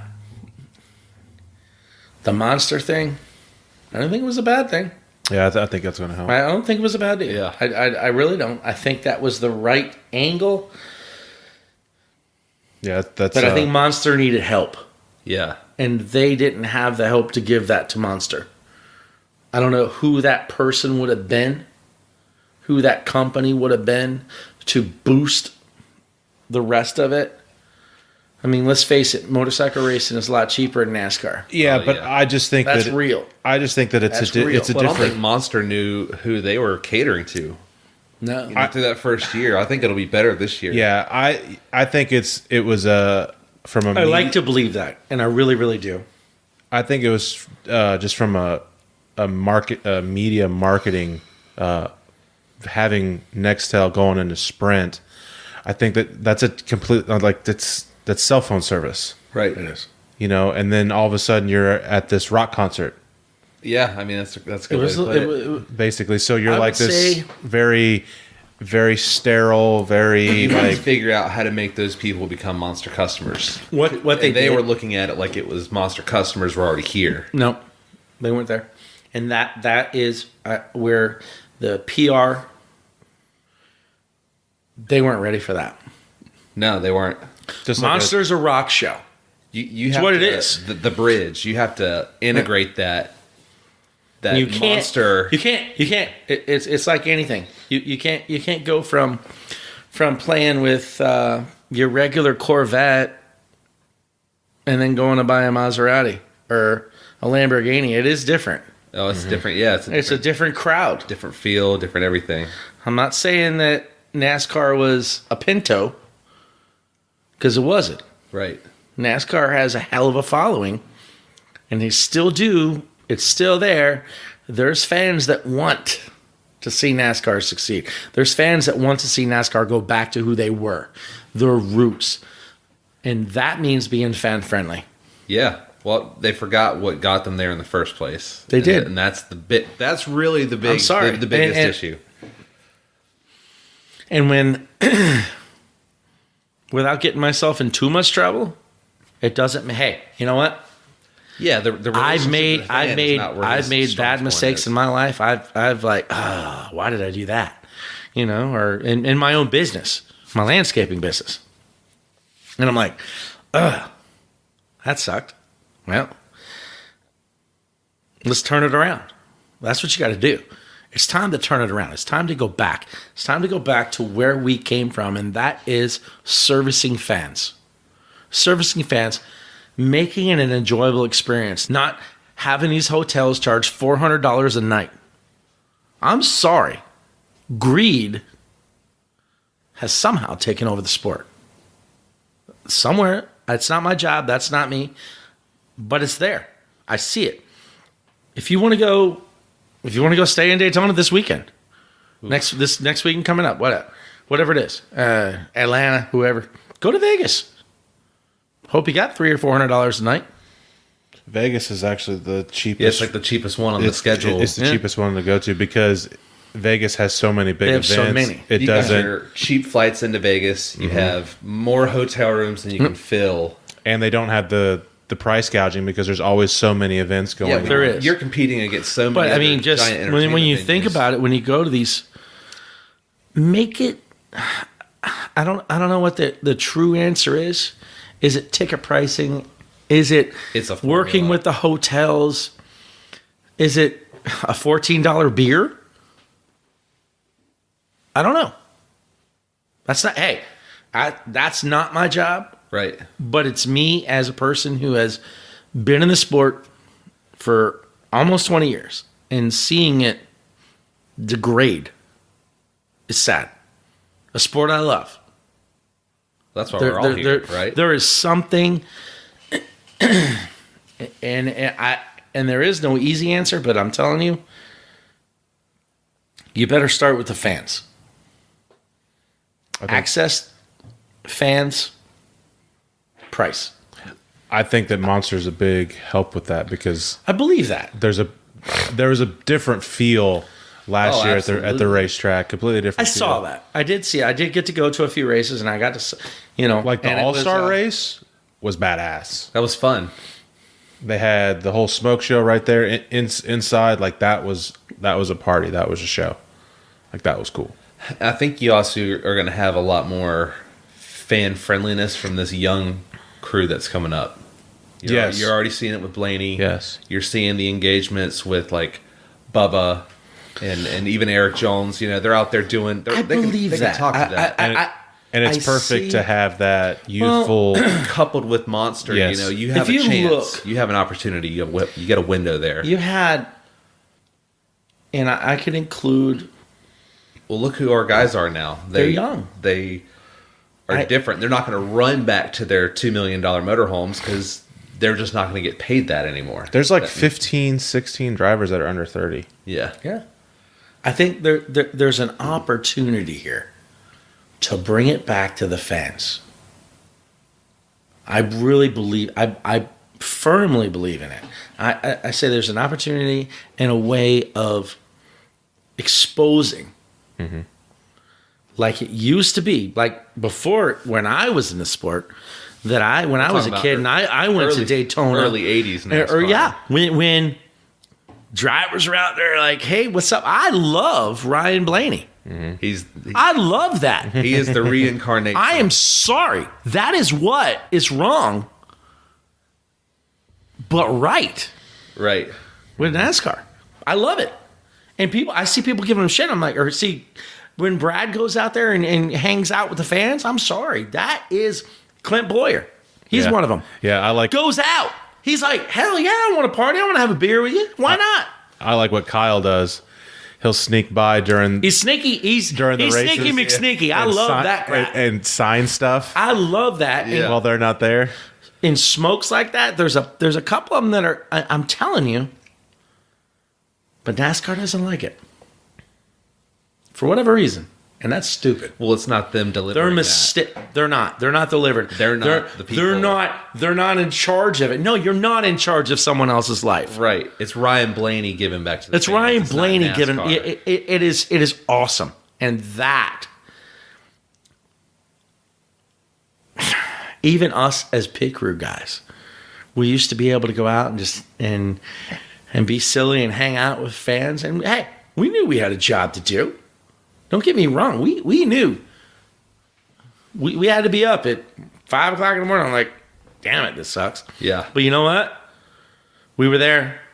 We did our stuff, and those fans came around, and we treated them like God. They'd ask for your autograph. They didn't even know who your name was. Right. Didn't matter. They see the team shirt. Didn't matter. Oh, shit. You're just like, how are you? Where are you from?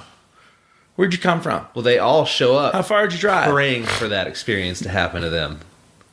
And just nobody was giving. I think, I don't know where. Like I said, I don't think you can sit here and blame it on any one specific thing.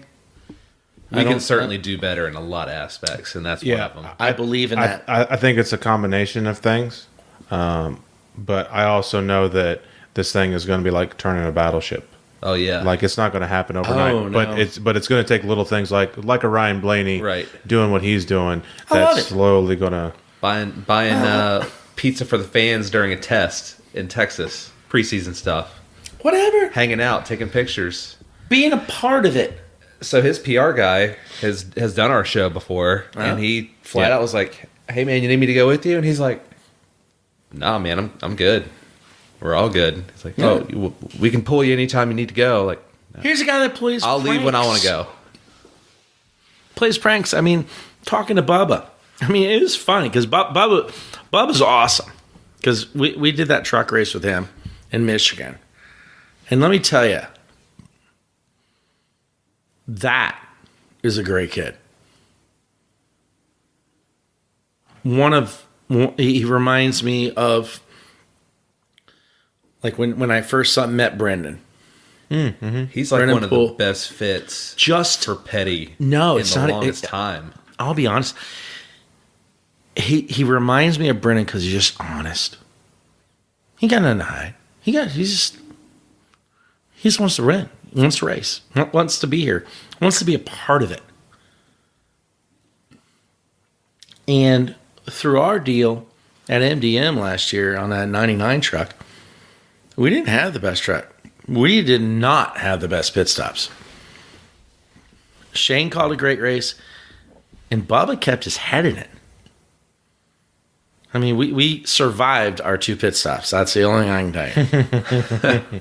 Yeah. I was aggravated. Shane looks at me. You got a fire suit? I'm like, yeah. But it wasn't the point. The point I'm trying to make is Bubba's the real deal.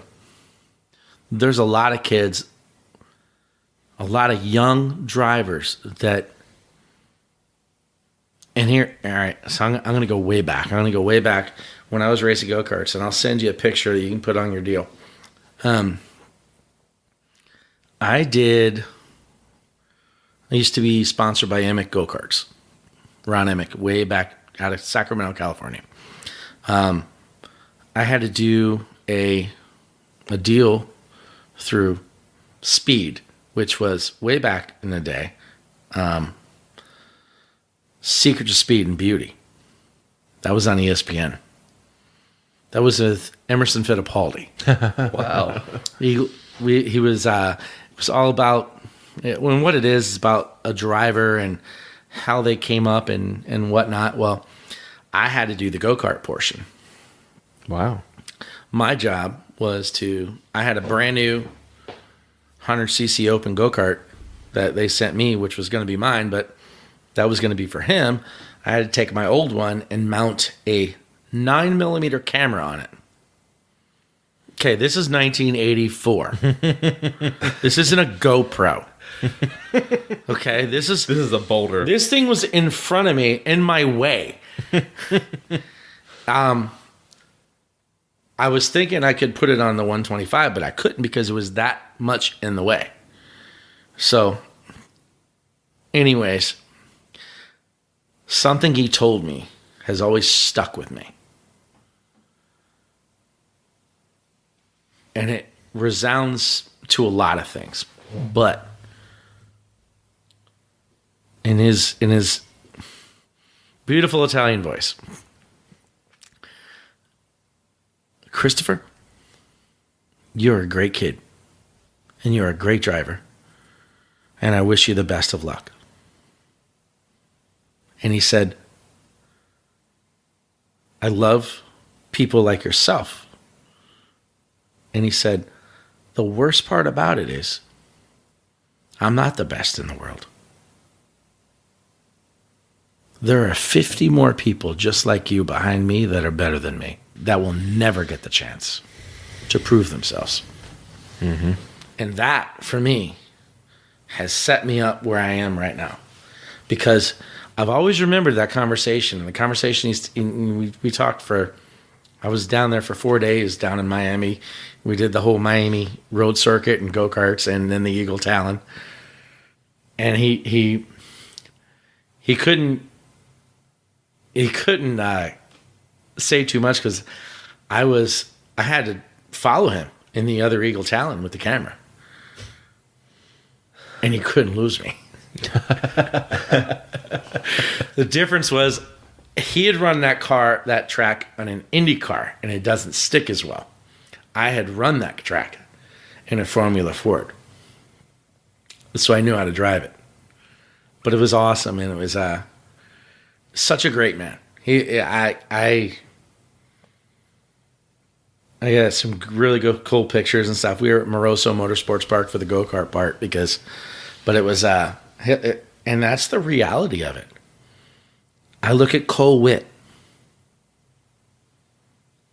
I look at guys like Landon Castle. I look at a lot of guys that are out there, racers. I know what it means. It's all about the money. I would say one of the last cowboys, if you will. Looking back, Kevin Harvick. Last cowboy. He didn't come out here with no money. Came out here and lived on Ron Hornaday's couch. Mm-hmm. Know who's on the other couch? Jimmy Johnson. Jimmy Johnson. Jimmy Johnson didn't have that much money. His dad, I mean, off-road racing and all that. But, I mean, he didn't have what he has now. Mm-mm. Kevin Harvick. Boyer's pops had some money. And, by the way, what an awesome dad. That's a whole nother... God, that's another story. Oh, boy. Clint's a great guy, too. But I would say... Yeah. For me, last cowboy, probably Kevin Hart. Think about it. Everyone else brought it. Had a lot of money behind him. That's real. That's big. But I see Bubba. All right. I've heard the comments. Yeah. All right. So what? So he's NASCAR diversity. I don't give a fuck. Kid can drive. Mm-hmm. End of the day. That's last time I checked. He won a lot of races. Last time I checked. If you can drive, that's what should matter. Not how much money you got in your fucking pocket. I don't believe in that. I don't believe in gifts. I believe in proof. And racing is everything. I think a lot of people miss that. And I think that's where racing got lost. And maybe I'm wrong. I've been wrong. Lord knows Brooks has been wrong. The bear has been wrong once or twice. I promise. The dancing bear. The dancing bear. Now he's the philosophical bear, man. That was some deep shit. I like that. I tell you, I mean, how many times do we have these conversations rolling down the road? Oh, shit. Rolling down 75. 10. Wherever. 77, 64, wherever. 80. Hey, 90. the hills have eyes. Yes, they do. That was awesome. You guys were sleeping. I wasn't sleeping. And then... I couldn't sleep. And then later on, we rolled through the checkpoint out in the desert in El Paso. Well, where were those? Where was that? El Paso? Yeah. I don't know. Somewhere the on New 10. Mexico, the border checkpoint. Oh, yeah. Somewhere on They're 10. all sleeping. Well, I turned it up so they woke up. And I put on my Lokes. It's 3 o'clock in the morning, son. Oh boy, at the South Border Patrol guys, I was, really? And I'm like, what's up? He goes, here's the thing. I already know you have not been drinking. He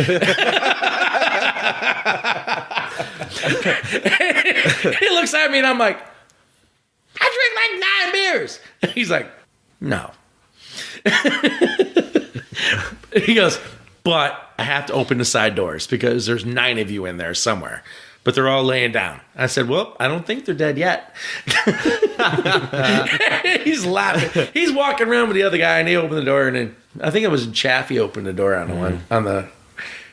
That you weren't with me that time. Yes, I was. Yes, I was. Absolutely. In the van of the Arcadia. I was in the van. The van too. That's Yes, right. I was in the van. Absolutely. And then we did it again Yes. to Texas. Mm-hmm. We rolled that bastard. Yeah, we did. All right, Mr. Brooks. That was a solid 2 hours right there. Crazy. I appreciate you coming on. I appreciate you guys. It's fun. I was this is one that I've definitely been looking forward to. Oh boy. Having you on here. Because all the times share just a few stories that we got. If anybody wants to get a hold of you on Twitter or Instagram, what's your handles? Let's see, it's Dancing Bear 17 on Twitter, Mm-hmm. and then it's OG __ the _ OG _ bear. Mm-hmm. It's perfect, man. It's perfect. I did not do that. I can blame that on Angel If it was Tabor. anything else, I'd be upset.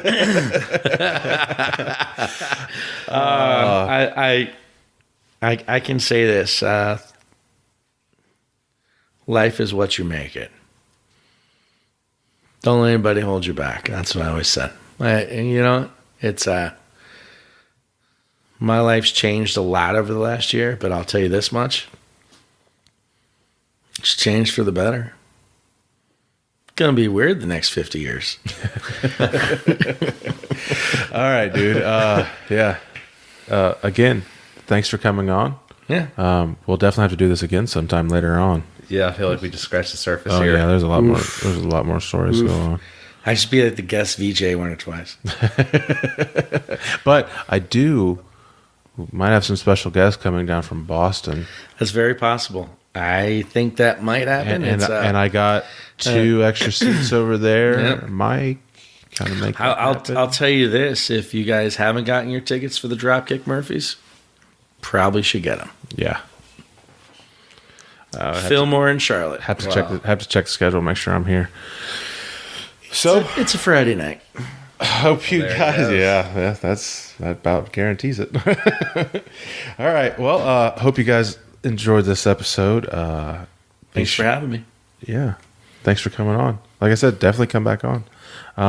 You can find me on Twitter and Instagram at JackmanZack. You can find me on Twitter and Instagram at TallGuyTurbo. And we finally hit 600 subscribers. Woo! So thank you to all those people that are out there listening. That's If you're- sexy. If you're not a subscriber already, go ahead and hit that subscribe, hit that like, do all that stuff, and see if we can hit 1,000. Yee yee. So see you guys later.